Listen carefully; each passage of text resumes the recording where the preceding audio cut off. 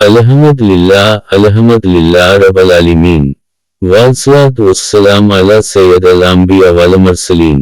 अम्मा बाद, मेरे अजीजों, अगर आप वफा का नाम लेंगे तो सबसे पहले एक ही नाम लबों पर आएगा, वो है हजरत अईन बेअलिफ सीन अली, कौम बनी हाशिम, बाब अल हवाइज, इल्मदार करबला। वो हस्ती जिसने दुनिया को ये सबक दिया कि वफा किसे कहते हैं, कुर्बानी किसको कहते हैं, और भाई के साथ मोहब्बत का हक कैसे अदा किया जाता है। करबला का वो मंजर याद करो जब नहर फरात पे पहरे बिठा दिए गए, बच्चे प्यास से बलक रहे थे। मासूम सीन काफिर नून्हे की आंखों में आंसू थे और हजरत अईन बेअलिफ सीन का दिल टुकड़े टुकड़े हो रहा था।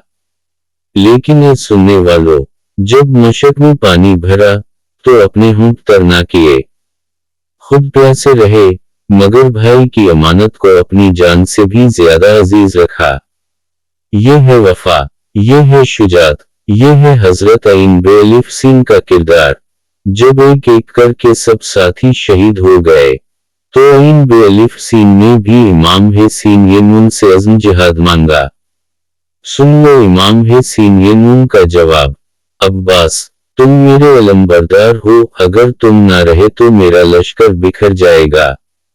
लेकिन वफा के पैकर अईन बेअलिफ सीन ने अर्ज किया, भाई जान, मेरा दिल उन बच्चों की प्यास देख कर तड़प रहा है, मुझे इजाजत दीजिए कि मैं पानी ले आऊं।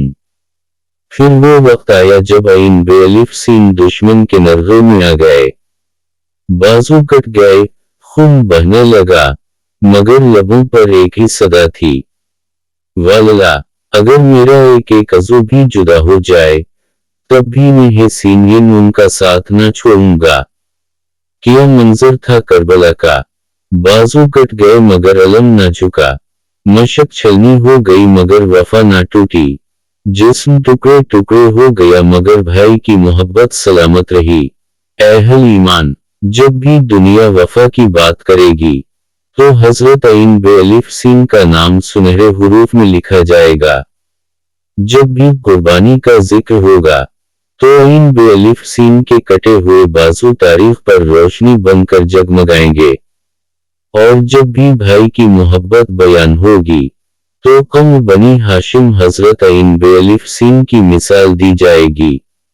आज करबला हम सबको ये पैगाम देती है, अगर कामयाब होना चाहते हो तो अईन बेअलिफ सीन जैसी वफा इख्तियार करो, अगर इज्जत चाहते हो तो अईन बेअलिफ सीन जैसे कुर्बानी दो, अगर जीना चाहते हो तो आमन वक्त के साथ खड़े हो जाओ।